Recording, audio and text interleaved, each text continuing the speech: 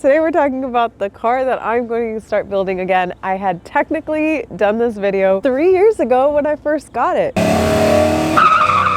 Like I said, I really hope that this is just gonna be like kind of a fun project that I could just start driving right away instead of having to work on my '89 Foxbody.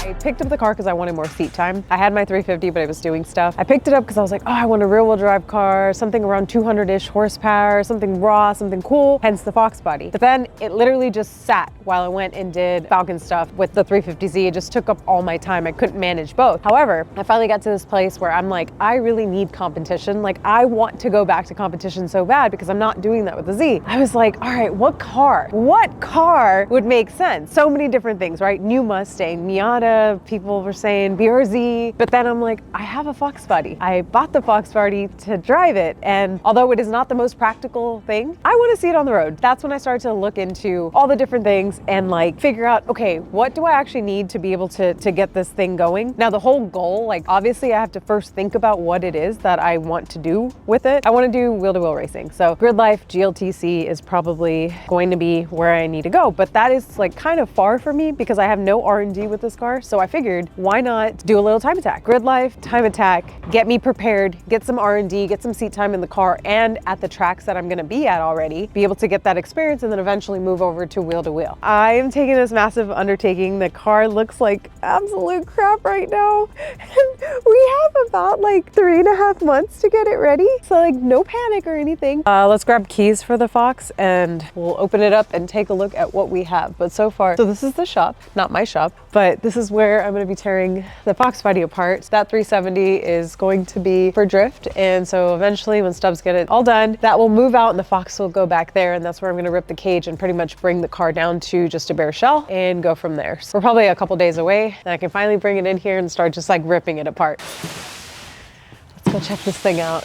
So the engine is still the original 302 that was in it. Supposedly they like bored it out and made it like the 306, but it needs help. After a lot of research, I figured out that we are actually not going to stay with the 302. I don't know, like what do you guys think? 302, EcoBoost, Coyote. Those are like my options. I don't know what you guys think, but I'm still kind of toying with it, so I got to figure that out. But the other thing too is it's still a solid rear axle. Actually, there's even another thing to that. So the guy that had it before me was doing a drag race build, and so what he did was he did something called a mini tub. Now I come from the road course world. I had no idea what that is, okay? But a mini tub is essentially where they move the shocks inboard and it allows for just a bigger tire, which in theory for road course would work for me. The way that the guy did it was pretty janky. The spring itself is like, if there's no load under the car, you can take the spring out with your hand. So needless to say, I need to figure out like a rear end solution for the car, just because like with road course, we want as much adjustability and as much traction, of course, as we can, but as much adjustability as we possibly can get from it. So I'm thinking IRS, but I don't know. What do you guys think? I don't really know. I'm leaning towards IRS. I just haven't figured everything out yet. And then of course, tire and wheel package, we want to go as big as we can. We don't have limitations when it comes to the time attack world. Well, to some extent, but I will not get to those limits. But then when we get to GLTC, it's a different story. As you can see, the car is like pretty, like, it's just paint. It's just paint and like new engine and like new suspension and things. It does have also, it has a drag race cage in it. Problem is that that's not legal for us, and the clearance and tolerance is really bad. So most likely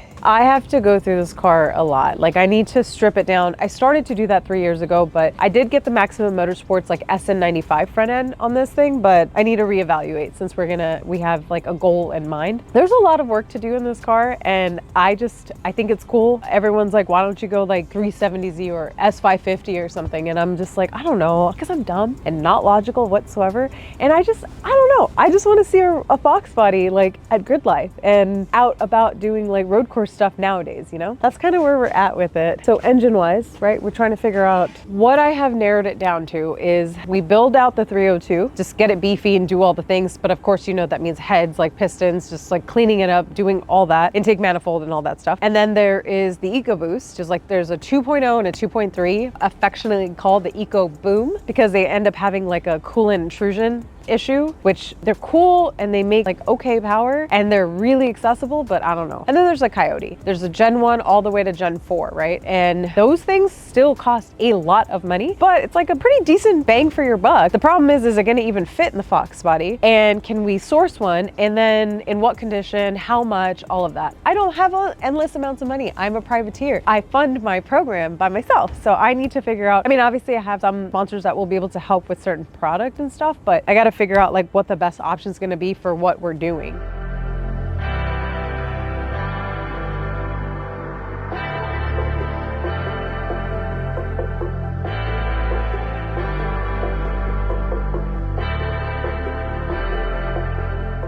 I have no business building this car. I know nothing about 80s vehicles. I know nothing about Mustangs. This is the shock situation where they moved it inboard and they just like welded it up and just did whatever, which seems like it's okay, but it's just not gonna work for what we're doing.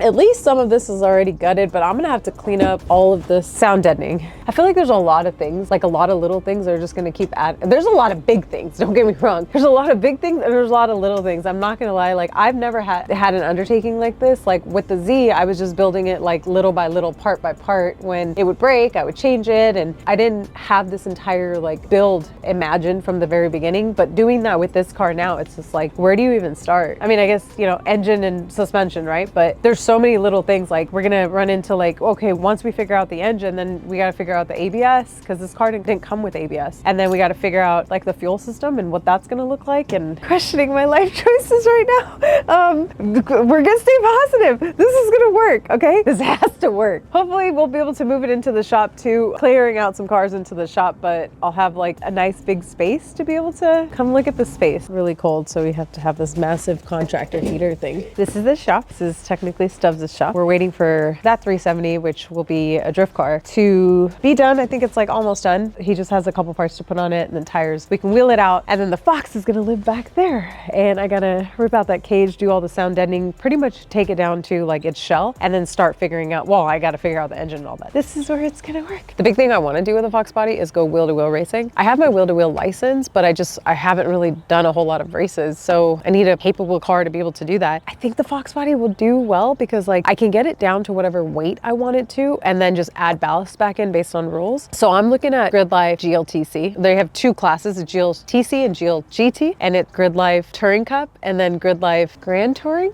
We'll have to fact check that. I have no idea. But in order to get there, I need R&D and just seat time with the car. They also have track battle, which is like time attack. I figured if I can get some time doing time attack, I would be able to get laps and just get used to the car, get more seat time with the car. And I would also be able to drive the same tracks that I'm gonna be racing in eventually. So I'll be able to get like some pretty good data and seat time. The plan for the car right now is that I'm going to then get it set up and ready for time attack, with the idea obviously for GLTC. That is in 4 months, not even. That's in 3 months. Oh my God, I get anxiety every time I talk about it. I have no idea how I'm gonna transport this car across the freaking country. Like, I've never done any of that stuff. So I'm like building a car, I'm gonna be running those time attack sessions, and then I'm also gonna do all the logistics for the first time ever. Like it's a lot, and I'm trying to manage it right. But honestly, if any of you guys have any like good tips on how to stay organized and do all that, just like let me know. Hit me up in the comments, please, because for me, it's like a big undertaking. So we're gonna do it. It is now registered in California because it is legal to drive here in California. Oh shit, I probably should get some new tags. This is from 2024. Oh crap. Okay, well,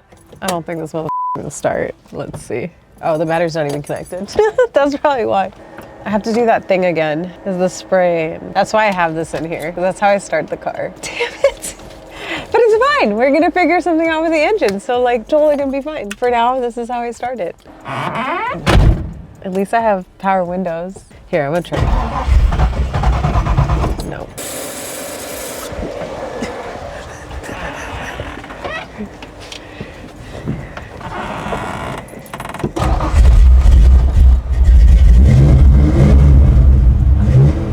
It worked! Just like the torque, right? Like shaking and stuff. Like, I don't know if you can see it on camera.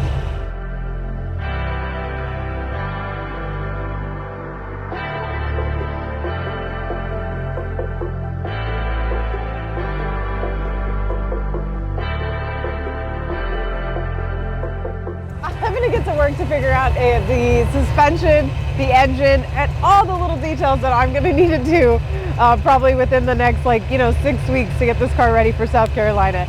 So I'm gonna go do that, but I will see you guys in the next video. All right.